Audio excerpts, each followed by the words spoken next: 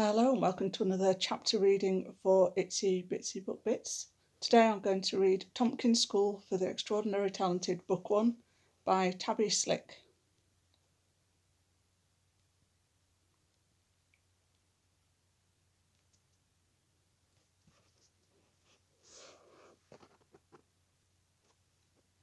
Chapter 1.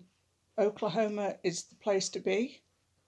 When the flight landed, a part of me tore at the seams, screaming to be back in the air where at least there was a chance of us crashing and blowing up. Welcome to the Oklahoma City Airport, an annoyingly cheerful voice announced over the loudspeaker, her southern drawl making my ears ring. I couldn't believe we were being sentenced to go to a boarding school way out here. I missed the brisk New York air, the bustling streets, and most of all, I missed my friends.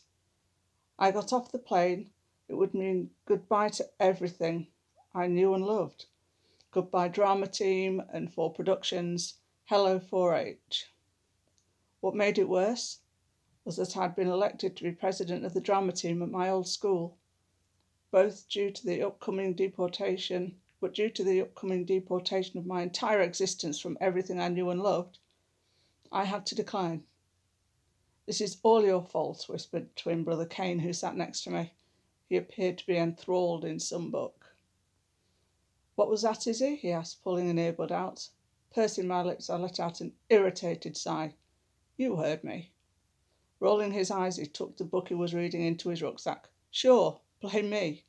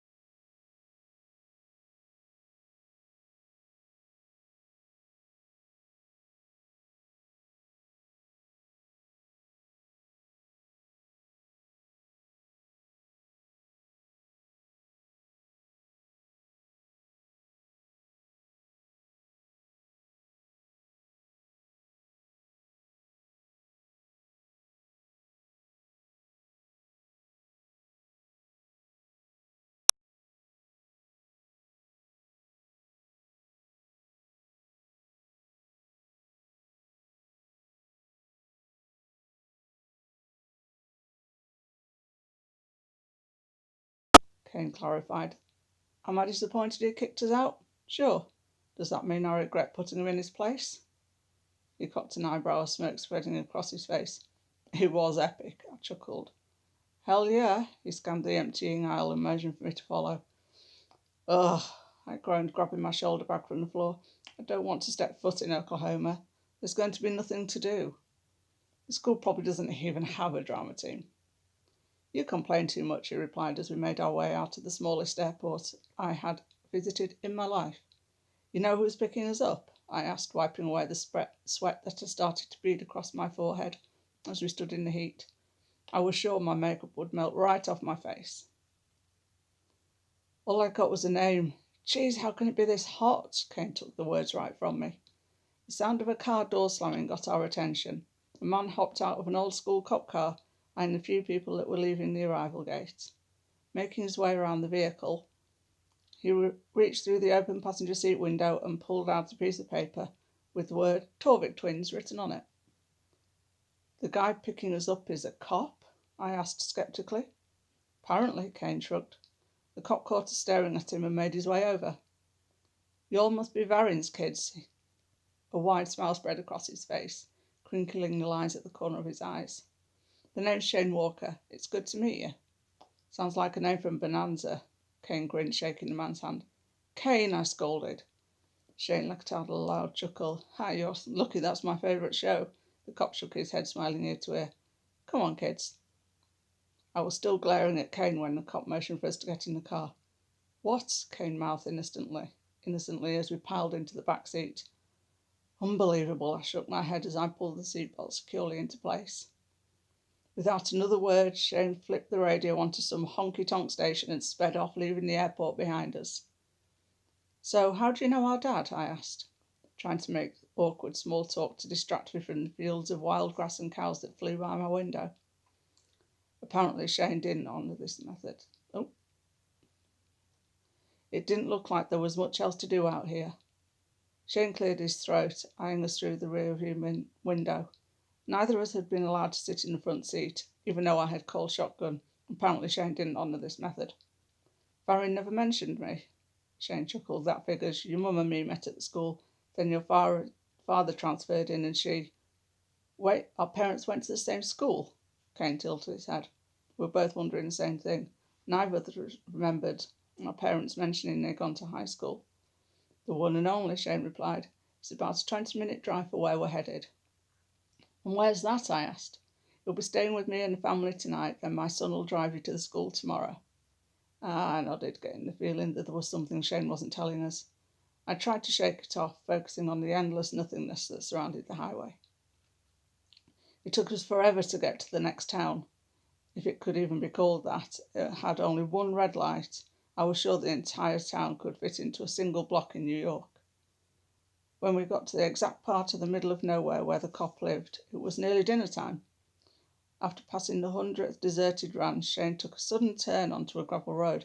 I hit my head on the glass of the window as we bounced our way to the front of the house. Sorry about that, Shane called from the driver's seat. Haven't had a chance to redo the driveway yet. No worries, I smiled politely.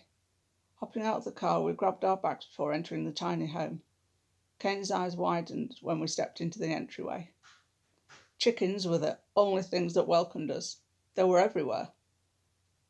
From the doormat to the key hook on the wall, everything was in the form of a chicken or had pictures of chickens all over it. Wow, that's a neat painting, I pointed to the frame that hung just beyond the doorway, trying to distract Shane from my brother's look of horror. Thanks, darling. Shane nodded his approval as he pulled off his cowboy boots. Welcome, kids, the petite woman exclaimed, a blue checkered apron tied round her waist. She looked like Dorothy from The Wizard of Oz, except for her enviable olive skin tone. Come on in and make yourselves at home.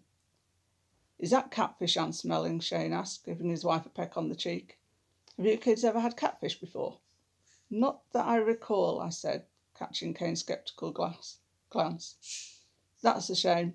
Well, tonight you're going to have the best catfish in the Arbuckles. You'd better get Lee to help with their bags so we can eat before the food gets cold, Shane's wife replied.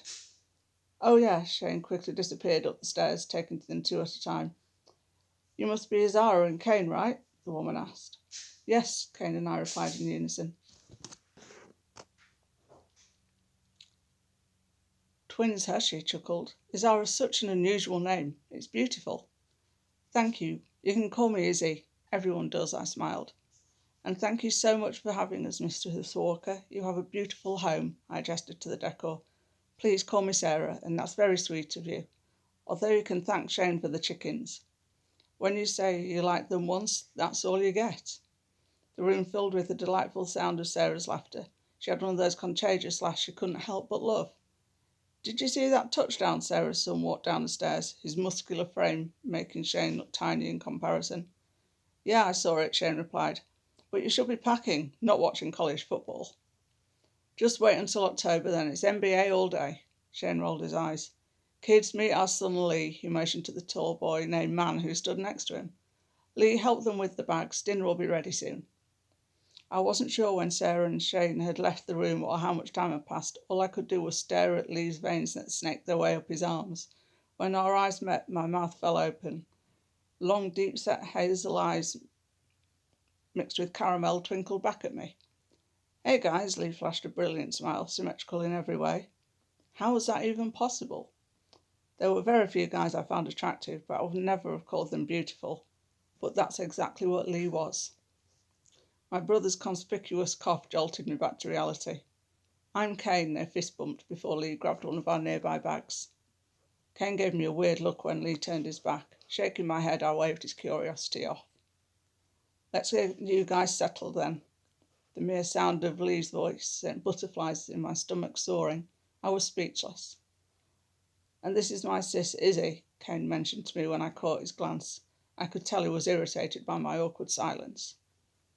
I had to say something, but what could I say? "You're gorgeous," I gasped. Heat rushed to my cheeks. Not that. If there was one thing I should never have uttered from my lips in that moment, that was it. Lee's eyes widened, a nervous laugh escaping his lips. "Oh, sorry," I grimaced. "That was embarrassing. I don't really have a filter." I laughed at myself, hoping to get an out. "No worries," Lee winked. I began gathering my bags, hoping everyone would just forget about what just happened. I could feel Kay's eyes on me, but couldn't look anyone in the eye for fear of more humiliation. "I can get that for you," Lee said, taking my suitcase. "Thanks," I mumbled as he swung it effortlessly over his shoulder. I let my eyes wander as he followed him up the stairs to our rooms. The stairway, banister and hallway above looked like a cosy living room, with one of those cast-iron wood-burning stoves in the corner. Family photos framed the wall next to me. Some were the normal cheesy family portraits, standing in totally unnatural poses, and others were Lee's school photos. I tried not to look too closely at photos. I had reached my limit of humiliation. "You play basketball?" Kane asked, noticing a team photo once we reached the landing. "Yeah, I'm on the school's team. Point guard. You?" "A bit," Kane shrugged. "Shooting guard? We could use the new one since our last one graduated." "No, I'm not really into team sports." I rolled my eyes. It was just like Kane to turn down an opportunity to socialise. "Suit yourself," Lee replied. "If you change your mind, let me know." Kane disappeared through the door Lee motioned to, and we headed to the end of the hall. "Here's your space." Lee opened the door for me. I entered the room and was instantly welcomed by all things flowers. From the comforter to the matching curtains, I was sensing Lee's parents were a fan of the old-fashioned. "Thanks," I smiled as he set my bag on the bed. He smiled back, sending another swarm of butterflies to torment my insides. "So, where are you from?" he asked, leaning against the dresser. "New York," I replied. "Have you been?" He shook his head.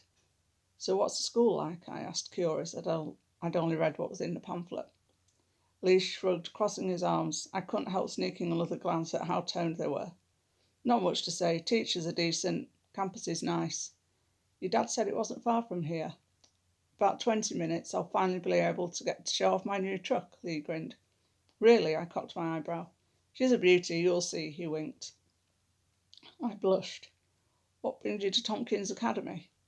"It's a long story," I shrugged, not really wanting to get into all that. "How's it coming in here?" Shane asked, poking his head through the doorway. "Just showing her around," Lee replied. "I'd better let you get settled." "See you downstairs in a bit. Dinner's ready," Shane replied before disappearing into the hallway.